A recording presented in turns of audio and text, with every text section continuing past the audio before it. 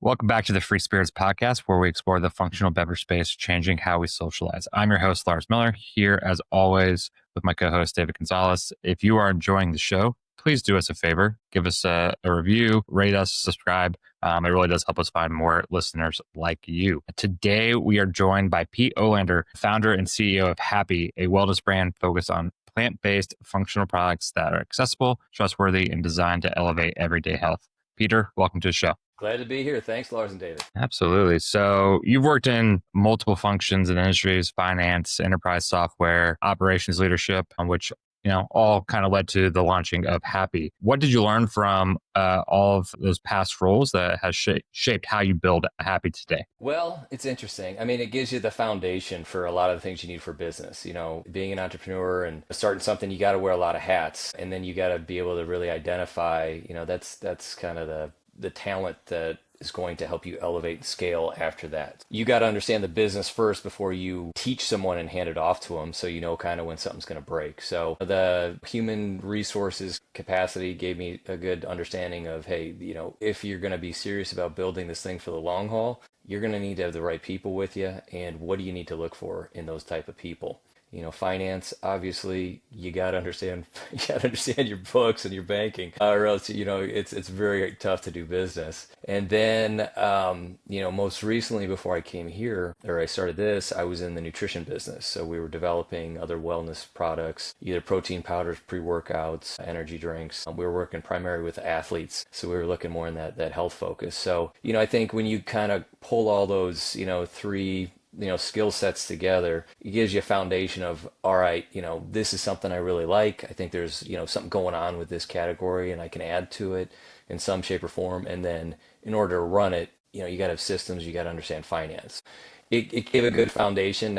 Along the way, you're never going to have everything down pat, but at least gives you, some experience to say, all right, this is kind of how it worked in this industry, and maybe we can find some parallels. But the reality is in the industry that we're playing in, it's still very new, and the world's changing on everything, marketing, the way people buy. So adaptability, I think, is probably the greatest asset right now. Doing some research for the interview, I came across another interview you had done and talking about reframing challenges and learning in public. So what's a recent lesson that where you were able to take those learnings and reframe it to bake into Happie's operating playbook? Yeah, that's interesting because you learn something every day. But I think the one that I've been probably trying to work my way around for a bit, and it's kind of the legislative issue that this Texas, had been going back and forth with. We're pretty far along with some distributors out there and looking at some marketing, and then once the governor pops in or this happens, everyone shuts down and thinks like it's a start and stop, right? Kind of weird business cycle that we're on. But we know the opportunities there. We know customers want our beverage there, but you have to be nimble enough and not get too ahead of your skis. So how do you do that and still be able to provide, the right fulfillment when they need it, So just trying to tune up those skills a little bit, really understand timing and work through production like that. So, Pete, one of the things that caught my attention was obviously your background very recently prior to this, and it sounds like it's more on the nutritional supplement side of things. And you've talked about transparency, win-win partnerships, innovating for meaningful change. And so how does that mission actually translate into the day-to-day product decisions you guys make, whether that's the ingredients you use, suppliers you work with, the claims you make from marketing, whether or not to launch a product, or even whether or not to say, you know what, this one's not up to our standards? Like, how do you incorporate that into the day-to-day product decisions you guys make? Yeah, I think it just starts from a philosophy that I kind of has been ingrained in me about, hey, functional plant medicine, eating right, having the right lifestyle. So, I mean, that's foundational. So what we're dealing with is functional ingredients that are natural, right? And, we look at, okay, products we create, number one, are they effective? Do our products work? Are people going to get the feel of it? Because that's, the first thing we're trying to deliver on that promise, right? And obviously we want to do it the right way in the process. So we look at things I would take, or I would utilize, my friends would utilize, other people in the community, like-minded individuals. I think the wellness space in general is really starting to get moved. It's always had some movement, but I think there's gaining momentum because people realize, hey, there's other methods to manage my anxiety or to go to sleep or just relax without, the other various methods they used prior. So I do think that that's helping the trends as well. And, I've been very fortunate. Although we do a functional mushroom beverage, we really started our roots in the CBD beverage world. So we launched in 2018, and I had really started to deep dive into CBD and cannabinoids while I was working in this nutrition company because we were looking for phytonutrients to pair with greens powders, right? And say, all right, what is going to be something that kind of adds a little extra to this that makes 1 and 1 equal 3, right? So when I kind of experienced it and saw how it was working, at that point in time, we wanted to get closer to the plant and say, what else can it do? So we went into California. We have our line of products out there, which is obviously THC, and it's that industry is a very interesting world. There's some very good people that are very into the plant medicine side and the holistic side of it. It's not an easy industry by any stretch of the imagination, but the people who are there, you'll find some really good people. So they're like-minded people that believe in, hey, at the end of the day, as long as we're doing something good, that I think people are going to live a better quality of life, or at least give them another option so they can try it out, make it approachable, convenient for them. I think everyone should give it a whirl, and I think the people are still in the industry. The cream rises to the top. So, and the people who are still in it are typically good people. Absolutely. So Pete, with that, one of the things that comes to mind, specifically looking through the formulations, the SKUs you guys have, I think if you go on the website, you see the first row is maybe like cannabis or THC products. Bottom row has like an Amazon kind of sticker on there. But what comes to mind for me is you're basically you're hedging two different markets. So you're saying, all right, I know I am restricted for THC. Amazon gives you a little bit more freedom, but more generally, one of the bigger things that I'm worrying about is this combination of cannabinoids and functional mushrooms, adaptogens, nootropics, etc. It's such an interesting time because you have a handful of brands who kind of caught on to this phenomena. If you have one hero ingredient, it's just your THC, like that's not really enough. What you're saying and the ethos behind the brand is, these are functional products that have a specific effect, have a specific outcome. And so one of the questions I had for you is, how do you actually measure that feedback loop? Or if you are getting that desired effect, how are you tweaking the formulations? Is it we come up with some ideas on how to combine certain types of cannabinoids with functional mushrooms at certain dosages, and we try it ourselves, give it to friends and family, we all think it works well for us and therefore we scale it? Or is there more that I'm missing? Is there more ways to kind of test out if it's giving the desired effect? Yeah, before I get there, so looking at as far as like hedging, I look at between THC and functional mushrooms, I look at it as those are different categories we're hedging, but our still main goal is still plant medicine because I still think they all kind of Yeah. fall under there, and it's an easy progression for people to understand, right? And as far as testing or what goes into our ingredients, or as far as what we choose for our ingredients and how we formulate, that comes from my experience working with the nutrition company. So typically we're looking at some kind of data, a clinical data, hey, what's the effective dosage that people really need to get an effect, right? And what are the effects they're going to feel? Yeah. And then you have to do some testing, right? And there's always little tweaks you have to do. And then at the end of the day, the product has to taste good too, or else people aren't going to drink it. Yeah. Right. It just sits on their shelf. It's a pretty can, but let's make it do Mhm. something. So there's all that goes into it. So does it work? Number one, does it taste good? Will people use it over time? Because like anything, when you're looking at dosages, if you're doing it the right way, you should be doing it a little bit every day, just like you take a multivitamin. Yeah, absolutely. You've kind of talked about this a little bit already, but you said that it's to make the right thing the easy thing. With beverages, something you kind of alluded to here is taste, full effect, and everyday usability. So take us back to the beginning. Walk us through that, the Happie roadmap when you first began formulating for the dose consistency, and maybe where did you make mistakes early on for any of our listeners that are maybe aspiring founders? What lessons did you learn early on in the formulation process? Ooh, there's a lot of it. So, number one, yeah, you start with, all right, hey, is this product, something that people are going to want, or is there some trends that we can go with, right? So, you have to start there. And then number two is you have to understand, all right, who's going to make this for me? Or am I going to be the one, if you're looking at a powder, am I going to be the one with a KitchenAid mixer putting this thing together and figuring it out? Which, I would not recommend to anybody if they're going to be selling something to the public because it needs to be tested, it needs to be, it's just, it causes a lot of complications. So number two would be like, who's going to make this for me? And then the third one would be like, all right, how can I make sure that these ingredients are clean?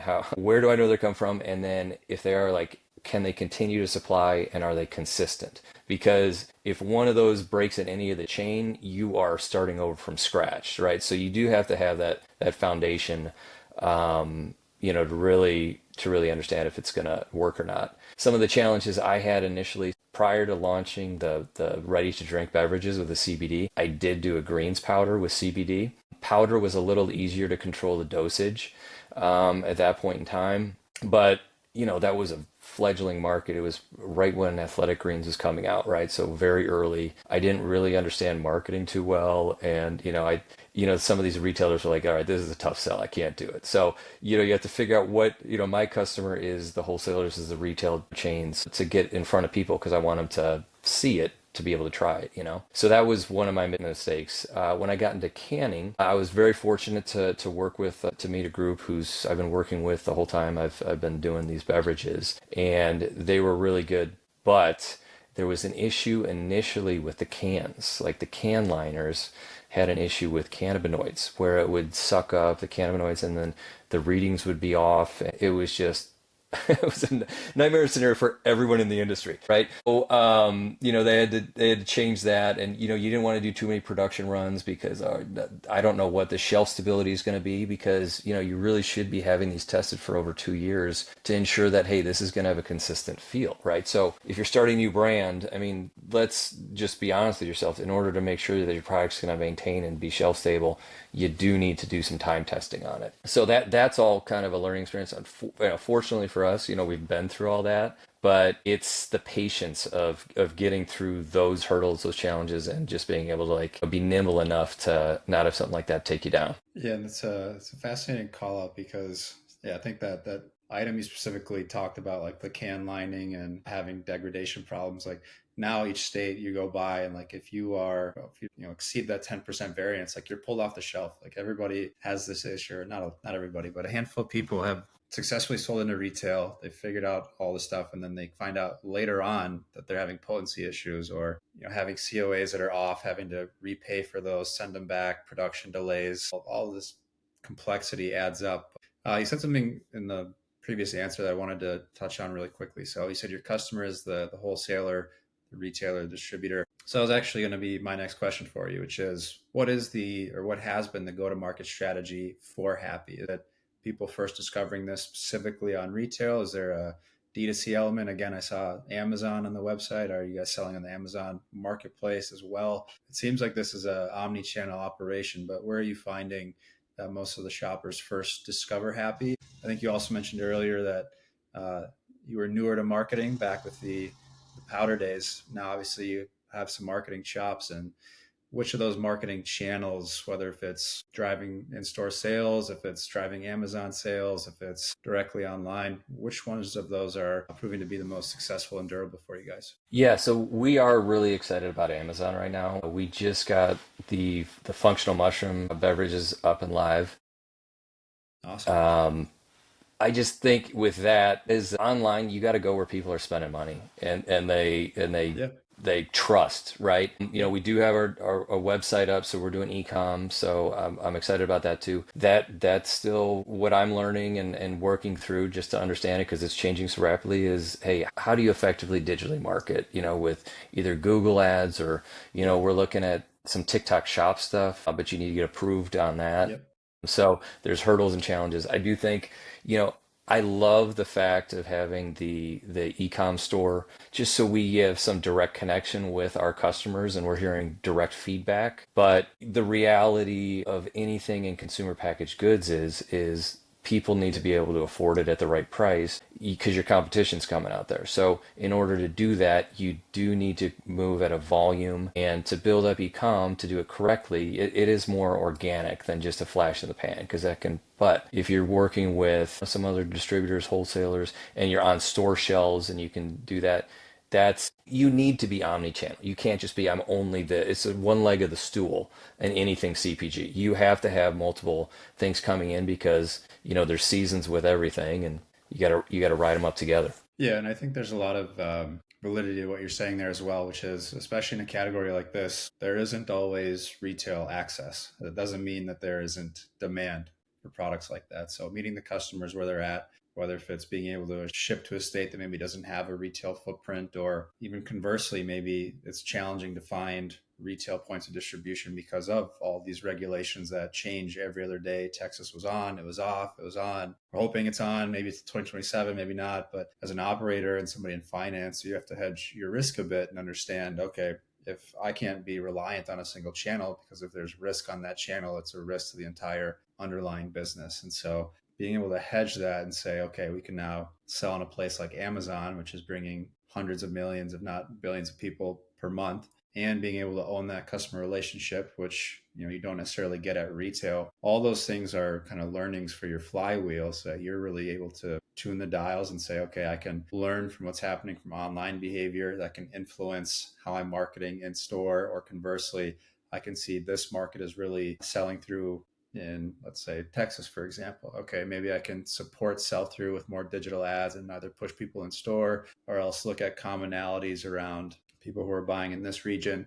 Maybe I go retarget them online. And so I think, to your point, it just kind of creates a bigger data flywheel where you can figure out, of all these different assortments of channels that feed into each other, what's working, what's not. And it just allows you to learn faster. And therefore, you can double down on the stuff that's actually driving your bottom line. So I think that's a really interesting point to call out for people. And in particular, I find it interesting that I'm seeing a handful of cannabis beverage brands use tools like Amazon. And it's really interesting as well, because you contrast that with like your 2018 days. I imagine there weren't a lot of people on Shopify. I imagine people were pretty much just selling into dispensaries, which have its own tech stack, its own tools. And so you now have this opportunity to, yes, continue to sell in retail, also to sell online, also to sell on an Amazon marketplace. So just opens up a breadth of opportunities for where you can sell and also what you can learn. Yeah, no, I agree. I just people need, you just need to get started, right? Because everything, Yeah.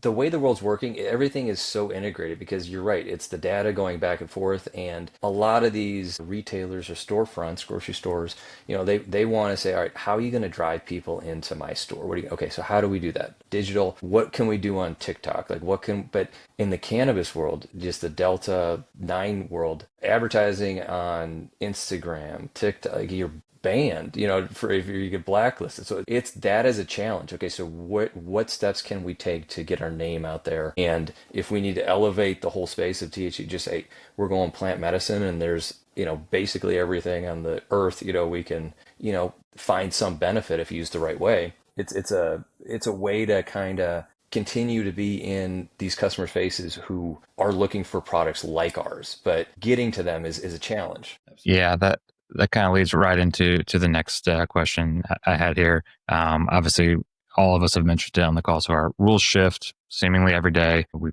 all mentioned Texas starting, stopping. How do you stay marketing compliant without killing creativity, especially with the functionality of the ingredients that you guys are using, making claims like stress relief, relaxation? So how do you stay compliant with the right language on all these platforms? Well, I think number one is we don't make claims. We say, promotes this, and here's the research, go check it out yourself. So we are not making any claims whatsoever, and that helps stay compliant because the reality is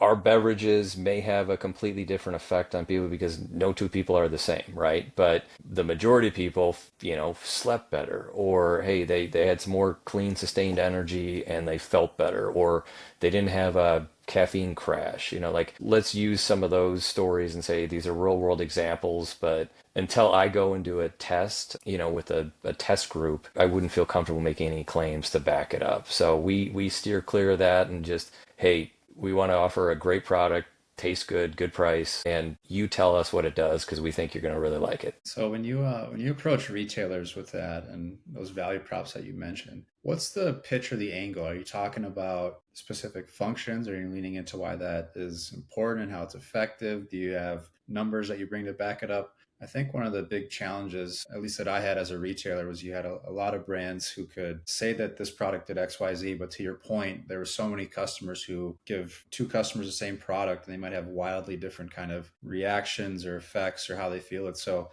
what advice do you have for brands and retailers who do focus on this kind of functional hero approach to the product? How do you convince retailers that, this isn't just something we slap on a label, we take this seriously and the product does work as advertised as well? Yeah, I mean, I think that's a great question. I mean, what we can show them is, hey, here's our COA. Here's proof that it's in here. We're not just selling you a can with water in it. And then Yeah. number two, the only thing else you can really prove to them is, all right, drink this. Does it taste good? Do you think your customers are going to like that? And then the rest is kind of, I guess, a roll of the dice. But we've hit on that, so I think we're going to be okay. Yeah. And I think that's important too. And the reason I mention it is because, for me personally, I think one of the things that's really fascinating about combining things like adaptogens, nootropics, functional mushrooms with different cannabinoids as well is it always coincides with, at least on the retail level, needing like some sort of education on, hey, not just does this work, but beyond that, when is the right time, the right place, the right surroundings to have a kind of product like this? So maybe not necessarily providing, here are concrete numbers from a third party tested study, whatever, but do you guys give guidance to these retailers as well to say, hey, these are products that are great for socializing, taking this at nighttime? These ones might be better for the morning when you're first starting your day. How do you go about educating those retailers who may not have the same kind of plant medicine background that you've grown over the past handful of years? Yeah, that's a problem. You need to do demos. You need to be in their face, giving them educational content. You got to be educating their customers. There are some services out there that will help you directly link into the retailers and give them, hey, this is what the product is. But as far as, saying, hey, this is the time to take it. I mean, it's like a dispensary model, like a little bit like, hey, is this gonna indica or sativa? Yeah, I can tell you that it'll relax you, but it's almost like, do people go into liquor stores and say, "What's the best time to drink this Jack Daniels?" or "When do I drink this beer?" I mean, it's Well, kind of the hopefully later same in the day. scenario. Yeah, well, but that common sense, like I guess if you want to have it in the morning, go for it. But it's when do you need it? When do you need to relax? When do you need to go to sleep? I don't know. Like your schedule might be completely different than mine. You might have something going on completely different in your life than I do. But I can tell you Sure. this: like most people who drink this feel this way. Mm, good. Yeah, I think just real quick before we hop on the next one, what comes to mind for me is, there was a kind of a window of time where people tried out like THC and caffeine, kind of THC energy drinks, and there was a lot of consumer confusion on when do I actually take this product? Do I take it in the morning, even though it has THC in it, or do I take this at nighttime when I'm going out? Am I going to be up all night? Is this like a vodka Red Bull type thing? So I was curious if those conversations were kind of popping up at the retail level, but it makes perfect sense. If the drink is relaxing, helps you unwind, it's probably something you're going to take later in the day instead of when you're first waking up. So appreciate you humoring me. So let's talk future state here, Pete. Where's Happy going over the next 12 to 18 months? Are you guys, gonna roll out any new formats, flavors, new functional stacks? Any plans to expand the dosing or anything like that, or what's on the horizon? Feel free to break Yeah. any groundbreaking news on the podcast. Yeah. So we are in development right now. So just waiting for the first test run to come out. We're going to be doing a 10 milligram Happy, 10 milligram THC, 5 milligrams CBD, and that'll be distributed in the Southeast. So we've been working on that for a little bit. With our mushroom drink, our functional mushroom drink, we will be coming out with another flavor. So I'm just kind of fine tuning that at the moment. And, we are looking to roll out in some retailers. So that's kind of where my midterm, focus is right now because I think there's some work to be done, and just kind of getting my arms around, the right way to market So hopefully, your listeners are going to start seeing this in their feeds or in their face a little bit more. Well, Pete, thanks so much for pulling back the curtain on your journey and everything like that. And to the listeners, if you enjoyed the episode, please take a moment, rate, review, and subscribe wherever you get your podcasts. And thank you so much for tuning in. We'll see you next time. Cheers. Thank you, David. Thank you, Lars.